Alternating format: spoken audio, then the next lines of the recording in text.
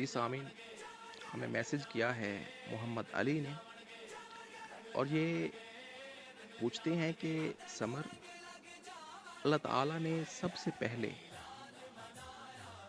کس چیز کو تخلیق فرمایا؟ تو بھائی جان، یہی سوال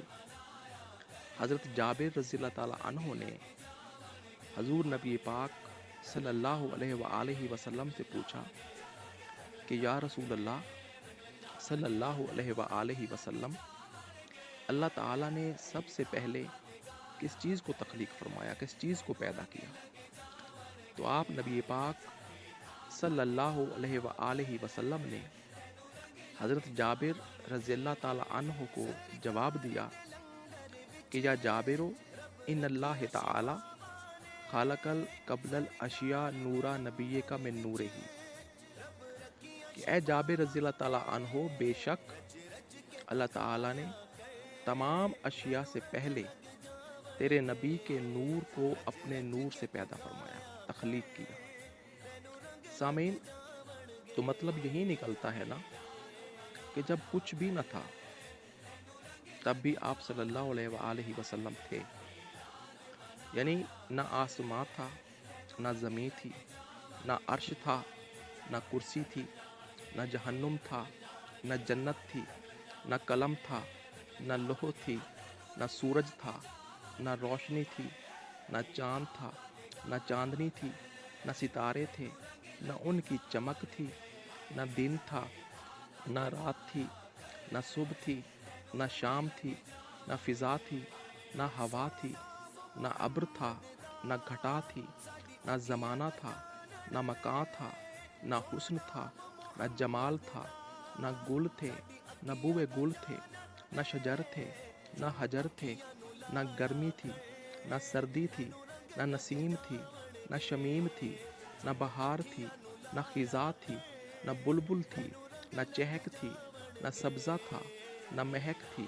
نہ ہیرے تھے، نہ جواہر تھے، نہ زر تھے، نہ خزینے تھے،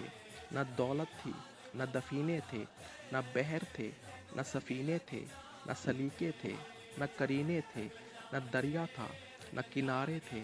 نہ موج تھی، نہ احباب تھا، نہ قمر تھا، نہ آفتاب تھا، نہ بڑھاپا تھا، نہ شباب تھا، نہ نوکری تھی، نہ جناب تھا، نہ بارش تھی، نہ سحاب تھا، نہ صحرا تھا، نہ گلشن تھا، نہ ہوا تھی، نہ خاک تھی، نہ پانی تھا، نہ آگ تھی، نہ تفلی تھی، نہ شباب تھا،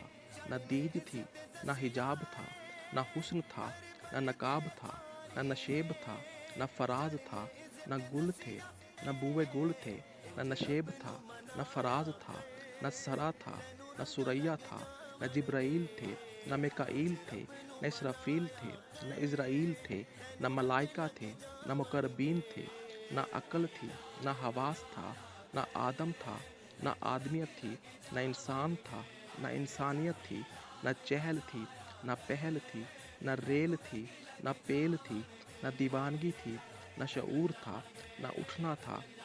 نہ بیٹھنا تھا، نہ ہنسنا تھا، نہ رونا تھا، نہ کھانا تھا، نہ پینا تھا، نہ اٹھنا تھا، نہ بیٹھنا تھا، نہ ہوش تھی، نہ خرد تھا۔ قصہ مختصر، اس کائنات رنگ و بو کا ابھی تصور بھی نہیں تھا۔ اس وقت فقط وجود خدا تھا یا نور مصطفیٰ تھا۔ اور سننے والے میرے سامعین، میں آپ کو یہ بھی بتا دوں کہ اسی حوالے سے مظفر وارثی صاحب نے لکھا ہے کہ قلم سے لوح سے قبل، دن سے رات سے پہلے نبی کا نور تھا موجود، موجودات سے پہلے، اور تلاوت دیدہ آدم کرتا تھا اس میں محمد کی، ستون عرش پہ کہتا تھا التحیات سے پہلے۔ اور فیصل آباد کے شاعر محمد اعظم چشتی نے تو بات ہی ختم کر دی۔ آپ لکھتے ہیں کہ نبی دا نور ہویا اس ویلے، جدو زمین آسمان بھی نہیں سی، لوح محفوظ نہ عرش نہ کرسی، اجے کونو مکان بھی نہیں سی، نہ سورج نہ چند نہ تارے، اتے آن زمان بھی نہیں سی، آزم